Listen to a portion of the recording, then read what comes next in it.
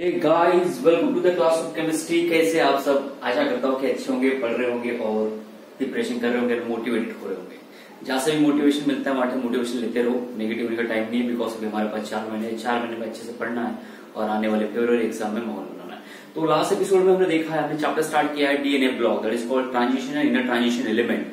तो हमने section number 1 पढ़ रहे हैं D block, that is called transition element. उसके बारे में थोड़ा सा प्री हिस्ट्री, इंट्रोडक्शन एंड उसका इलेक्ट्रॉनिक कॉन्फ़िगरेशन देखा। When we are going to writing electronic configuration we have to find out कि हमने जैसा एक्सपेक्ट किया था इलेक्ट्रॉनिक कॉन्फ़िगरेशन और जो हमें प्रैक्टिकली मिला ऑब्जर्व इलेक्ट्रॉनिक कॉन्फ़िगरेशन क्रोमियम और कॉपर का हमें एग्जैक्टली मिला।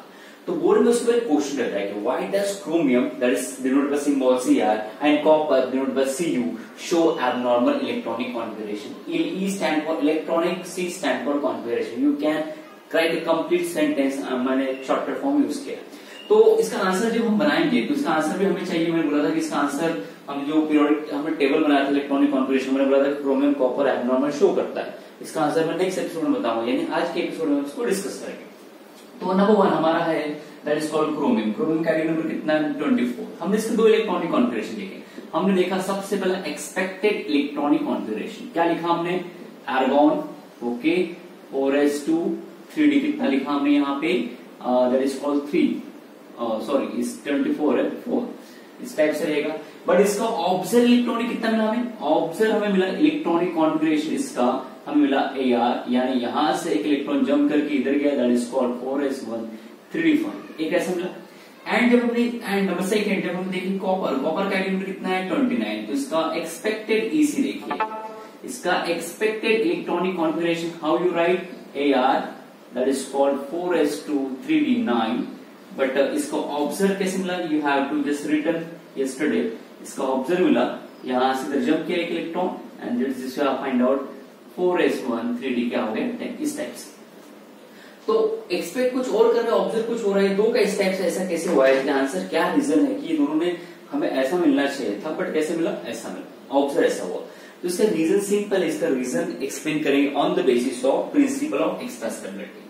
You know that principal of extra stability, जिन्होंने 11 में स्ट्रक्चर ऑफ एटम पढ़ा है उनको पता है एक्स्ट्रा स्टेबिलिटी क्या होता है। एक्स्ट्रा स्टेबिलिटी यानी क्या कि सपोज करो ये s ऑर्बिटल है, s की मिनिमम कैपेसिटी 1 है, मैक्सिमम कितना है 2 के ऊपर आप s में इलेक्ट्रॉन नहीं रह सकते। तो s क्या है? ये ऑर्बिटल कंप्लीटली फील्ड है, ये क्या है? Half field.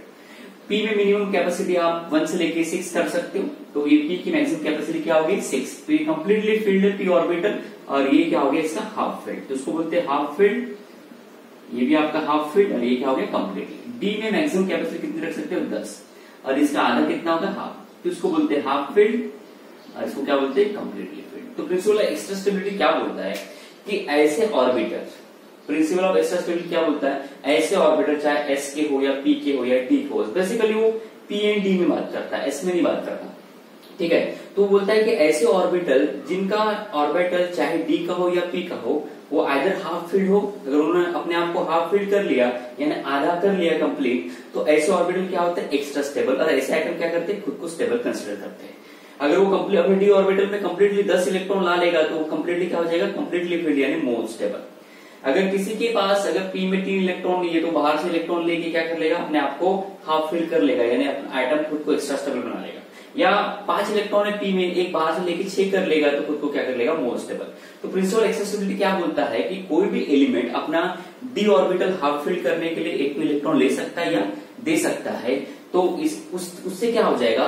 जो ऑर्बिटल यानी जो आपका एलिमेंट है, चाहे जैसे यहाँ पे क्रोमियम है, यहाँ पे कॉपर है, ध्यान से देखो क्रोमियम में देखो यहाँ पे कितने हैं इलेक्ट्रॉन, यहाँ पे डी में कितने? 4 है। हम एक्सपेक्ट कर रहे थे डी में इस टाइप से इलेक्ट्रॉनिक कॉन्फ़िगरेशन मिले, तो जब इसको देखा गया तो इसमें डी में कितने इलेक्ट्रॉन है? 4। पर क्या हुआ? एक्सपेक्टेड के बाद जब देखा ऑब्जर्व में तो पता चला कि डी में 4 ना मिला, कितना मिला? 5। इसका मतलब एस से एक इलेक्ट्रॉन क्या कर लिया? डी ने अपनी तरफ क्या कर दिया? पुल कर दिया। पुल करने के बाद इसका डी का ऑर्बिटल क्या हो गया? हाफ फील्ड यानी एक्स्ट्रा स्टेबल। तो ये क्रोमियम ने अपने डी ऑर्बिटल को एक्स्ट्रा स्टेबल बनाने के लिए 4s से इलेक्ट्रॉन क्या कर लिया? अपने तरफ पुल कर लिया, खुद क्या हो गया? Extra stable. सिमिलरली कॉपर ने भी क्या किया?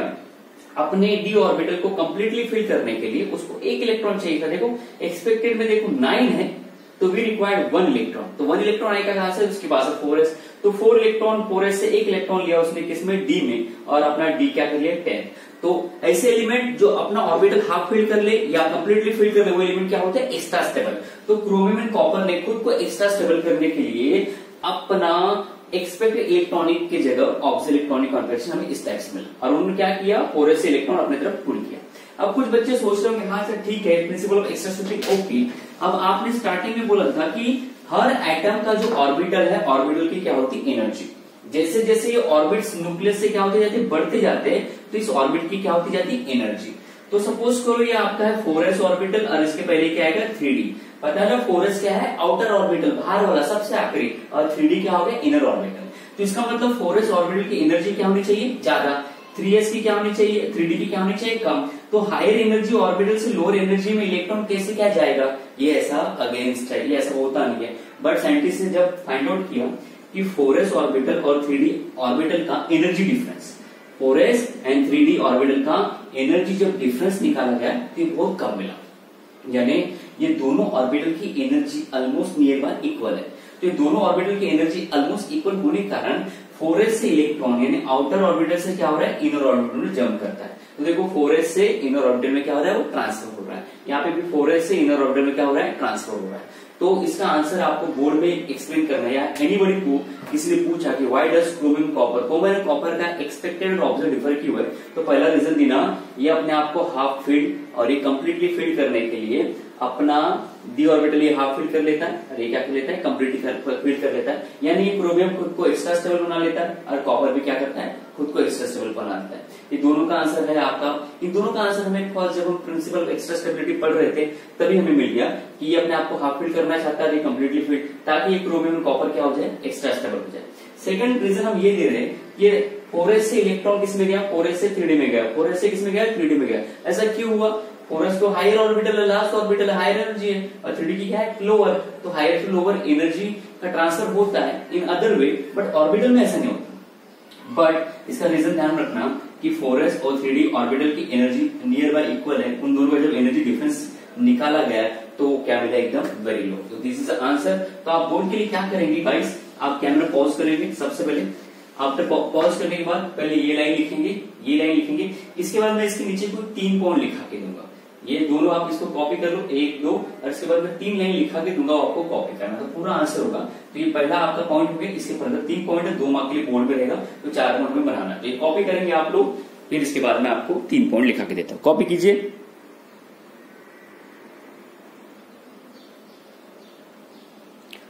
So guys, here is the answer. The question is that why does chromate copper show abnormal? हमने पहले इसका लिख लिया था ये।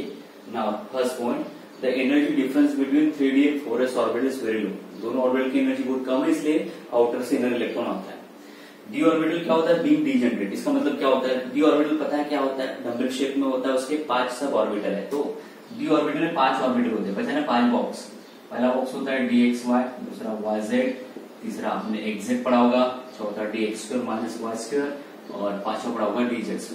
तो डी ऑर्बिटल हमेशा 5 ऑर्बिटल में रहता है। वो आपने देखा होगा इसका शेप, आपने एक चैप्टर पढ़ा होगा, उसका नाम है that is called so called coordination chemistry. वहां पर अंडरस्टैंड क्या होगा? तो इसको बोलते हैं जब डी ऑर्बिटल 5 अपने ऑर्बिटल को ऐसा ओपन कर लेता है तो इसको बोलते हैं डीजेनरेट। 5 ऑर्बिटल में आप हर ऑर्बिटल में 2 रख सकते हो, तो 5 में टोटल मैक्सिमम कितने? 10 इलेक्ट्रॉन है। डी में 10 इलेक्ट्रॉन रख सकते हैं। Now एक पॉइंट लिखा है D orbital being degenerate, it acquire more stability when they have half filled 3d5 और completely filled d10 इलेक्ट्रॉन। तो आपका डी ऑर्बिटल ये 5 ऑर्बिटल में जनरेट होता है, और जब इनमें एक इलेक्ट्रॉन अगर सिमेट्रिकली अगर आपने डिस्ट्रीब्यूट कर दिया तो ये आपका डी ऑर्बिटल क्या हो जाता है? Most stable. तो जैसे देखो इसमें इसके हम एक्सपेक्ट कर रहे थे कि इसमें 4 इलेक्ट्रॉन हमें मिले एक्सपेक्टेड में, बट यहाँ कितना मिला? 5। यानी इसने क्या कर लिया? एक इलेक्ट्रॉन हर ऑर्बिट में सिमेट्रिकली डिस्ट्रीब्यूट किया। एक इलेक्ट्रॉन कम था यहाँ पे, तो यहाँ से इसने ले लिया, तो इसको इस टाइप से डी में 5 इलेक्ट्रॉन मिल गए, तो इसको बोलते हैं सिमेट्रिकल फिल। अब इसमें देखेंगे, इसमें कितने थे? 9। तो इसने 10 करने के लिए इलेक्ट्रॉन यहां से दिया, कितने कर दिए? 10। देखो पहले सिंगली फिल करते 5, ये 6 7 8 9 10, तो ये बन जाएगा इसके लिए, थोड़ी देर पहले बनाया था वो इसके लिए। तो इस टाइप के डिस्ट्रीब्यूशन को बोलते हैं सिमेट्रिकल डिस्ट्रीब्यूशन। तो यहाँ पे लिखा है डी ऑर्बिटल क्या होता है? जनरेट होता है, D generate, it acquire more stability जब उसमें क्या होगा? आधा फील्ड रहेगा डी ऑर्बिटल या कंप्लीटली फील्ड रहेगा, ये आंसर है। सेकंड, अब एनर्जी बहुत कम है इन दोनों ऑर्बिटल के बीच में, इन दोनों के ऑर्बिटल के बीच में बहुत एनर्जी कम है, जिसके कारण क्या होगा? देयर इज अ अराइजल, देयर का सिंबल है therefore, point number 3, therefore there arises a transfer of one electron from 4s, this is your 4s to 3d orbital in chromium and copper.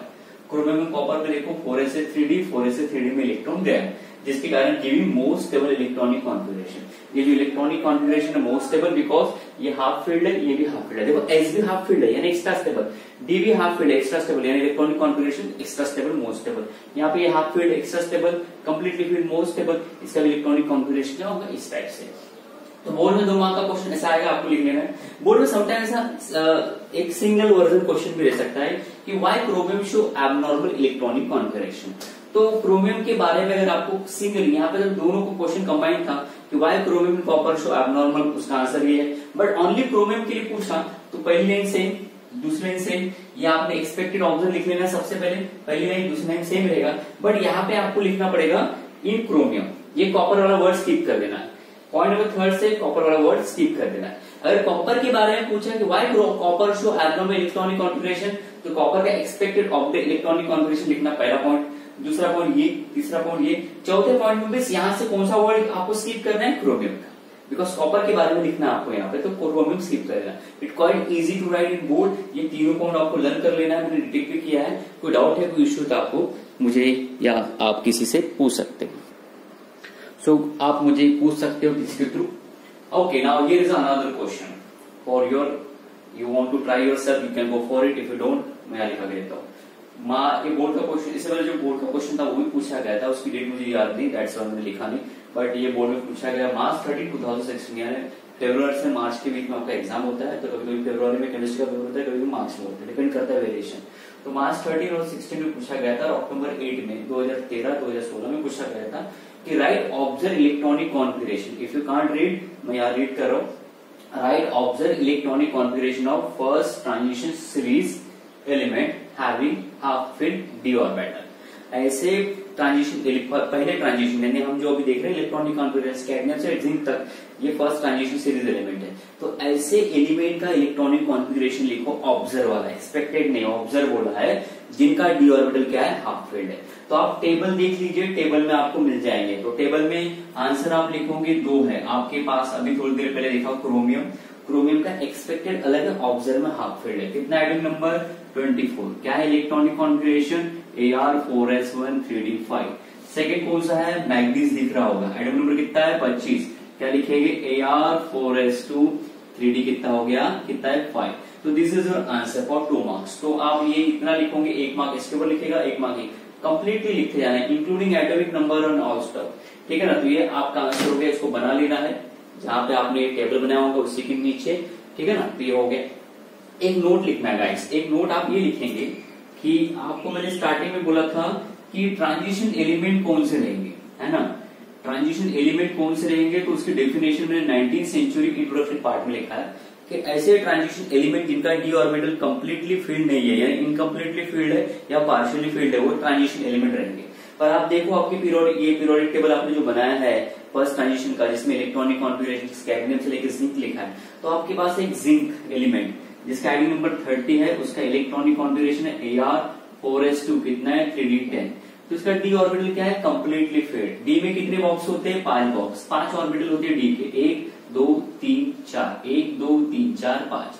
अब ये 10 इलेक्ट्रॉन को मुझे बांटना है, कैसे बांटूंगा, 1 2 3 4 5 6 7 8 9 10। तो देखो ये वाला डी ऑर्बिटल कंप्लीटली फील्ड है, तो इसका मतलब ये जिंक में यहाँ पे आपको पूरा कंप्लीटली फील्ड नजर आ रहा है। तो ध्यान रखना जिंक आपका क्या है, ट्रांजिशन एलिमेंट नहीं है। तो ये जो आपने टेबल बनाया हुआ है, आंसर लिखा होगा, ऐसे नीचे नोट लिख लेना कि ध्यान रखना, यहाँ पे मैं लिखा के देता हूँ नोट में, सिंपल से लिखेंगे नोट। हमारे 3D सीरीज में जिंक आता है और 4D सीरीज में कैडमियम और 5D सीरीज में मर्क्यूरी, ये are not transition element, are not transition element, ये ट्रांजिशन एलिमेंट नहीं है, ठीक है ना। तो ये आपको एमसीक्यू के लिए ध्यान रखना है नोट। जिंक हमारा हम देख चुके हैं, कैडमियम के बारे में आपको हल्का सा बता देता, ये बोर्ड में नहीं है, ये वाली भी सीरीज बोर्ड में नहीं है, तो भी लर्न कर लेना। Zinc cadmium mercury are not transition element. तो चलिए इनके बारे में मैं इसका हल्का सा, इनका नामकरण कैसे लर्न करना है, इनका एटॉमिक नंबर कैसे लर्न करना है, मैं आपको लिखा के देता हूँ, बट ध्यान रखना ये बोर्ड में नहीं रहेगा। तो आप इतना कॉपी कर लेंगे फर्स्ट का आंसर क्वेश्चन का, after that this note. So guys, here is the second step. This is not in the board, just only for knowledge. Those are preparing for JEE NEET उनके लिए second transition element of 4D series कहा जाता है. First transition board में था, उसको detail में ले लिया. सेकंड वाला हम देखने वाले हैं नामकरण और atomic number. You try to write expected and object electronic component by using textbook, notebook, anywhere else, because वो आपके बोर्ड में वाइवा में पूछा जा सकता है. थर्ड सीरीज के बारे में बता दूंगा, फोर्थ ट्रांजिशन के बारे में मैं हल्का सा बता दूंगा. तो मैं चाहता हूँ कि फोर्थ वाला इज नॉट इम्पोर्टेंट, उतना कुछ खास नहीं है, बस second and third is very important for NEET and JEE. तो उनके नामकरण कर देता हूँ. How to learn the name of compound. तो ये आपका जो सेकंड ट्रांजिशन एलिमेंट है, जिसको 4D सीरीज कहा जाता है, ये 10 एलिमेंट है, 10 ग्रुप का एलिमेंट है. तो पहला आता है that is called yttrium. Y stand से डिनोट करते हैं. इसको आप हिंदी मराठी में एक अलग लैंग्वेज में लिखा गया था यथ्रियम. उसके बाद आपका ये जर्कोनियम आता है. तो मैं एक काम करता हूँ, पूरा लिख लेता हूँ फिर कॉपी.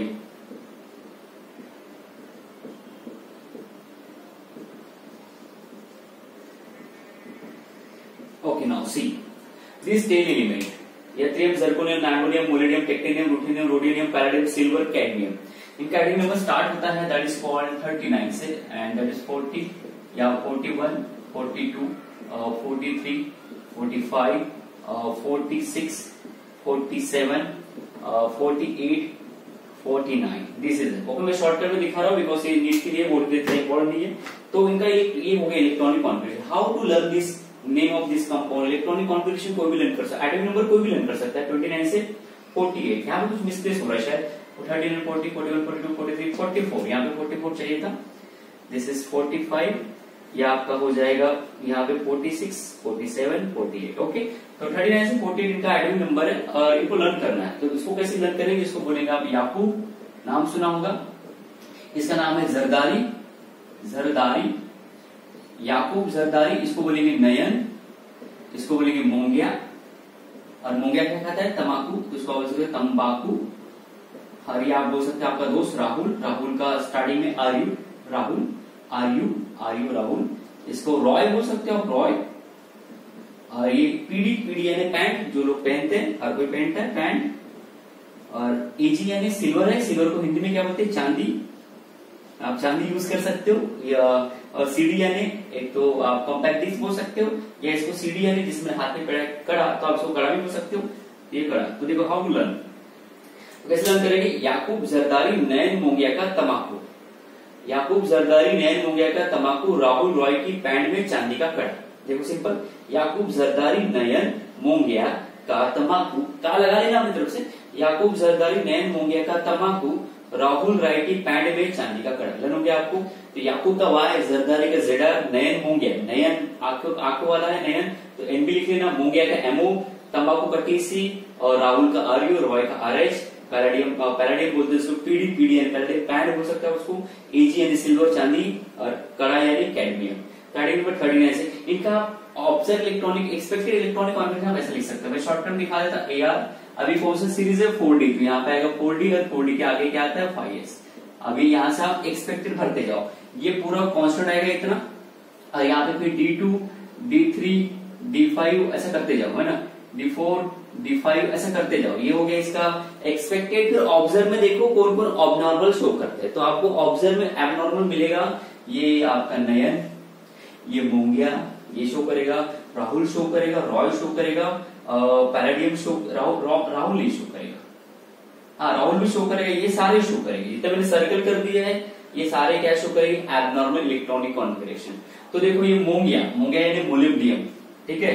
और आपका पैराडियम सिल्वर, पैराडियम सिल्वर, ये एबनॉर्मल इलेक्ट्रॉनिक कॉन्फ़िगरेशन क्यों शो करेंगे, इसको एक्सप्लेन कर सकते हैं. उसका आंसर रहेगा on the basis of principle of extra stability. ठीक है, ये शॉर्टकट में मैंने बता दिया. तो this is a way of learning. My keep in mind once again, this is not for board. If you want to recall this all element of second transition element, you want to learn, तो आपको इस way से learn करना है. इनका expected quite easy है, observe थोड़ा difficult है. You can take the help of text book, guide, anything else and tell me the answer. Okay, now second मैं आपको लिखा के देता हूं. So guys, here is the second यानी थर्ड ट्रांजिशन एलिमेंट, जिसको हम 5D सीरीज भी बोल सकते हैं.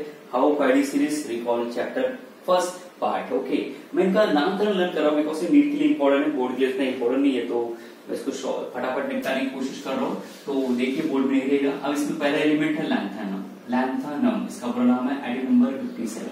फिर 14 एलिमेंट गायब है, उसके बाद आता है दैट इज कॉल्ड लैंथनम के बाद हाफनियम, एटॉमिक नंबर 72। ठीक है, मैं पूरा लर्न कर लेता हूँ, मैं लिख लेता हूँ। तो लैंथनियम है, मैं पूरा लिख लेता हूँ, मेरे को इनिशियल लेटर्स याद है इनके। I hope this is visible. यहाँ तक आपको मर्क्यूरी तक दिख रहा होगा। एक मर्क्यूरी के ऊपर मैं आपको एक एमसीक्यू पूछूंगा, hope so visible, now visible. Now देखो इसका एटॉमिक नंबर है, यहाँ पे जो यहाँ इनके बीच में जो यहाँ पे कुछ 14 एलिमेंट गायब है, तो इनको एफ ब्लॉक में रखा गया है बिकॉज सारे इलेक्ट्रॉन एफ में जा रहे थे, डी में नहीं जा रहे थे। तो लैंथनम में आखिरी इलेक्ट्रॉन किसमें जाता है, डी में जाता है, इसलिए डी का एलिमेंट है। फिर हाफनियम में फिर सारे इलेक्ट्रॉन डी में जाते हैं, यहाँ से कंटिन्यू सारे इलेक्ट्रॉन डी में जाते थे, इसलिए डी ब्लॉक के एलिमेंट है। पर किस पीरियड में है, ये पीरियड नंबर आप देख सकते हो, ये पीरियड नंबर 6 में रखा हुआ है, 6 में रखा हुआ है। इनको थर्ड बोलते हैं और 5D सीरीज भी कहा जाता है। इनका एटॉमिक नंबर सिंपल 57 के बाद डायरेक्ट 72। आप यहाँ पे 14 एलिमेंट का सम करके जो नेक्स्ट एलिमेंट आएगा हाफनियम, वो 72 कहलाएगा। फिर इसके बाद 73, 74, 75, 76, 77, 78, 79, मर्क्यूरी 80। ओके, ये आपका एटॉमिक नंबर है। हाउ टू लर्न, इसको आप बोल सकते हो लाला। बहुत सारे मूवीज में लाला आपने वर्ड यूज किया होगा, लाला। इसको बोल सकते हो लाला, ठीक है, लाला। इसको बोल सकते हो हनीफ, हनीफ बहुत सारे बच्चों का नाम होता है, या किसी के पापा का नाम होगा या एक कॉमन पर्सन का नाम होता है हनीफ। तो लाला, हनीफ, ये आप इसको कैसे लर्न, इसको लर्न कर सकते हैं। इसको बोलेंगे टाव, इसको बोलेंगे व, इसको बोलेंगे रे। तो कैसे लर्न करोगे, लाला हनीफ टवरे, एक सरनेम हो गया, टवरे होता है किसी का नाम, यस। तो लाला हनीफ टवरे। ओ से ओएस से क्या होता है, ऑस्कर। आपने मूवी देखा होगा, ऑस्कर, ऑस्कर मिला जाता है उसमें, Oscar. IS stand for Iraq, Iran, तो मैं इसको बोलता हूँ Iraq, capital I small R, तो इसको क्या बोलेंगे, इराक। इसको क्या बोल सकते हैं, पीटी, पंडित वगैरह मत बोल देना, इसको बोलेंगे प्रथम। पीटी का मतलब प्रथम, पहली बार, प्रथम, पहला, प्रथम। एयू का मतलब हम बोलेंगे ऑथर, है ना। और एचजी को क्या बोलेंगे, है। ओके, तो देखो इनको कैसे आप लर्न कर सकते हो, लाला हनीफ टवरे, ऑस्कर पाने वाले, लगा दो पाने वाले अपनी तरफ से, ऑस्कर पाने वाले इराक के प्रथम ऑथर है। तो कैसे लर्न करेंगे, लाला हनीफ टवरे, लाला हनीफ टवरे, ऑस्कर पाने वाले इराक के प्रथम ऑथर है। इस टाइप से लर्न करेंगे। एंड नंबर 57 के बाद डायरेक्टली 72 लिखना और नॉन स्टॉप एडी तक लेके जाना। एक्सपेक्टेड इलेक्ट्रॉनिक कॉन्फिगरेशन स्टार्ट करेंगे इसका ज़ीनॉन 4f14 कांस्टेंट रहता है यहाँ पे, सॉरी यहाँ पे 4f नहीं रहेगा, ये आप उसको लिख सकते हो 4f0। इसके बाद आएगा that is called 5d1 6s2, इस टाइप से यहाँ पे 4, फिर इसके बाद आप लिख सकते यहाँ पे ज़ीनॉन, यहाँ करेगा 4f14 5d2 6s2। अब डी में एक एक इलेक्ट्रॉन बढ़ाते जाओ, ये कांस्टेंट रहेगा, ये कांस्टेंट रहेगा, एज इट इज कांस्टेंट लिखते जाओ और इसको बनाते जाओ। फिर इसमें आप एक्सपेक्टेड टू लिख लोगे, एक्सपेक्टेड यहां से कंटिन्यू करना है, ठीक है, यहां से कंटिन्यू करो। This is constant, this is constant, ये डी में एक एक बढ़ाते जाओ, D10 का। और इसका ऑब्जर्व ए साइड लिख के देखो, ताकि आप जे और नीट के लिए पढ़ोगे तो समटाइम वो एमसीक्यू पूछेंगे, which of the following has electron, इसका एक किसी एक का एटॉमिक नंबर दे देंगे और बोलेंगे कि इसका इलेक्ट्रॉनिक कॉन्फिगरेशन ऑब्जर्व वाला कौन सा है, नाइट्रोजन को पूछेंगे। एक क्वेश्चन है मर्क्यूरी, मर्क्यूरी आपके पीरियोडिक टेबल में डी ब्लॉक में, सारे डी ब्लॉक में सारे एलिमेंट क्या है, मेटल है।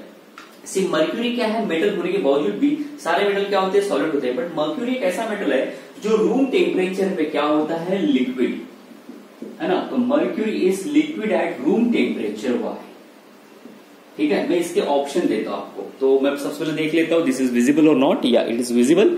तो मर्क्यूरी रूम टेम्परेचर पे क्यों लिक्विड है, why mercury is liquid, mercury का सिंबल Hg। तो why mercury is liquid at room temperature, इसके मैं ऑप्शन देता हूं। नंबर 1, इसका structure is very critical, critical structure, ठीक है। नंबर 2, इसका boiling point is very high, ठीक है। नंबर 3 या सी, इसका ionization potential is very high. And answer D, all of this, ठीक है। यू कैन टेल मी कि ऐसा इसमें से क्या रहेगा, कौन सा ऑप्शन रहेगा, कौन सा परफेक्ट सूट कर रहा है। एक बार पूछा गया है नीट में 2016 में और 2016 की नीट में ये आया था कि why mercury is at liquid room temperature.